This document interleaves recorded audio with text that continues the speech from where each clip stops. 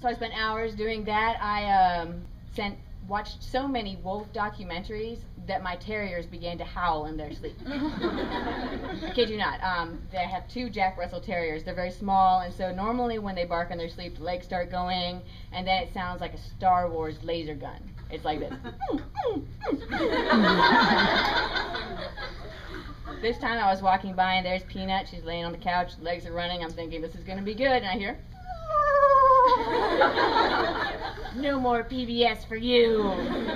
I actually spent more time on German poetry than on personal hygiene. Yeah, in the Stiefvater household, research is not just a word, it is a way of life. Anyway, so the point is, I did lots and lots of research for Linger, but yeah, werewolf books. Why would I read werewolf books? I mean, did any of you guys think that my books were about werewolves? I really prefer human impaired. Or please, I mean, even if they have some slight shape-shifting components. I mean, everyone knows everything you need to know about werewolves, right? I mean, they shed, they slobber, they savage clerks at 7-Elevens, they have problems with lunar cycles, and way back before any of us were born, the Germans invented them. There you go, Werewolves 101, you don't need the book. Yeah, so, werewolves. I did not read any werewolf books. Why did I do that? So, okay, story time. Once upon a young and phobic Maggie, I was a very small child. I was super small, and I was actually a grade ahead in school, so I was doubly small. The teachers used to send home letters that said things like, "Dear Maggie's parents, please don't think that we haven't noticed that you're starving her. Love, Maggie's 3rd grade parents." Teachers, that one. And I was not being starved. I just didn't like food. I was very neurotic. It wasn't just food in general, it was like some foods in specific. Most foods in specific. I only ate foods that were round. Like Cheerios, SpaghettiOs, anything that ended with O's was a good bet. Beans, buns, cookies, Oreos, there you go. See, anything that ends with O's, we're good with that. Yeah, I was very thin, as you can imagine. Anyway, so I was very young and neurotic, and I was phobic of many things. I was afraid of many things, and one of the things was monsters. And I remember on one occasion I walked through the living room, and my parents were watching a movie, and I don't remember the exact plot because I wasn't there for very long, but it didn't take very long. It was a diver, might have been 2 divers, survivors to tell the story, submarine, and some kind of deep sea creature that turned the insides of divers into a colorless jelly. I wouldn't get into an unplugged bathtub for months. Or, when I was small, I lived in Williamsburg, Virginia, and they had a beautiful library with a beautiful children's section. One side was nonfiction, the other side was fiction. I used to go down there and get a huge stack of books and stagger out. I was basically raised by feral librarians as a child, so I still remember it fondly. And then on this particular occasion, I had checked out a book called Plant People. I know, it's an evocative title. I always thought that if I could come up with titles like that, I wouldn't have to spend hours on internet search engines trying to think of something to go after Linger. Because you wouldn't believe how many nouns there are in the English language that end with ER that are totally inappropriate for young adult fiction. Anyway, I'm just thinking, wolf people has a ring to it. Anyway, so Plant People. The thing with Plant People was this. It was a western town, much like LA, and a fog came down, descended on the small town, and turned everyone except for the narrator into plants. I know. Greenhouse effect, right?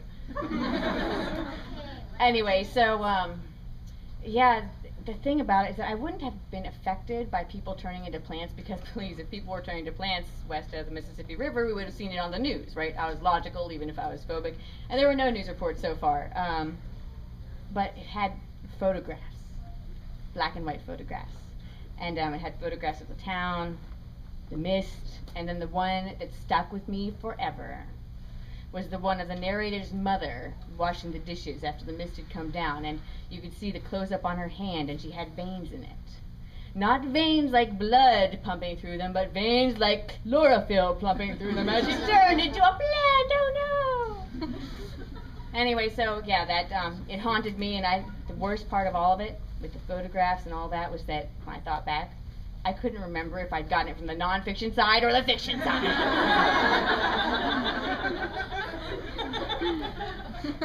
And while I could have just gone and asked a librarian, because they loved me since I was in there every week, I could have asked them if it was fiction or non-fiction, but I thought it would be easier to spend the next year being paranoid every time the fog came rolling in, go running inside, Mom, let me see your hands!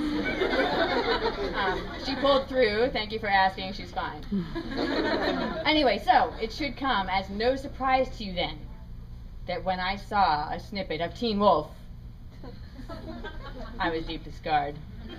You like how I brought that back around to werewolves? That's how good I am.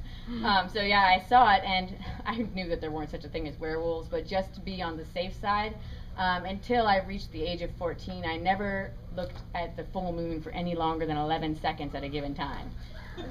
And it worked, right? Because look. Anyway, so yeah, I was trying to think why werewolves, and I mean, I guess that was the first exposure I had to werewolves, but see, the thing is, how many of you are Team Jacob? I need to tell a little Team Jacob story. How many of you guys have seen New Moon? Oh my gosh. How many of you are dudes who have seen New Moon? Yeah, there we go. Anyway, so a bunch of book bloggers took me to see New Moon while I was up in town in Philadelphia for a conference. They said, you gotta come with me. And it was opening night for New Moon. I'm like, are you serious? We'll be trampled or whatever happens at these things. I don't know what tryhards look like. Anyway, so we went, and it's packed full. And half of it is preteens, the other half is women who have not been preteen for a really long time. And so I'm watching, and I'm like, right? And so we get through, and it gets to the part where Jacob ripped off his shirt. And behind me, you hear a woman go, she's a woman, she's definitely all of 50. Now it's getting good. And I thought that this made my life complete. However, from the front of the audience, I hear, jailbait!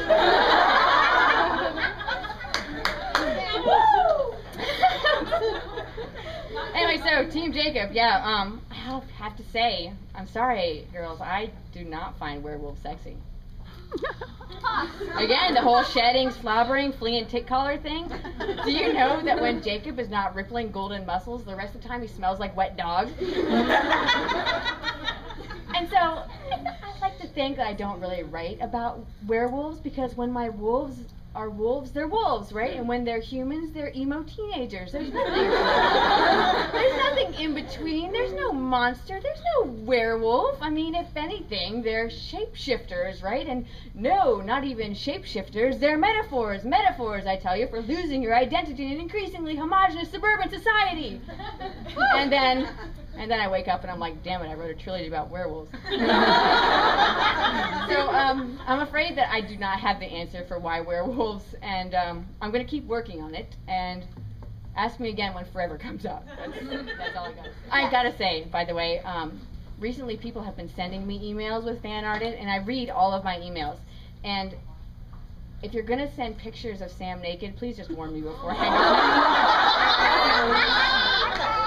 Because I often read my emails really late at night, and sometimes my husband's gone to sleep.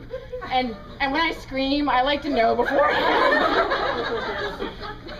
That's all. Thanks for coming. We're done.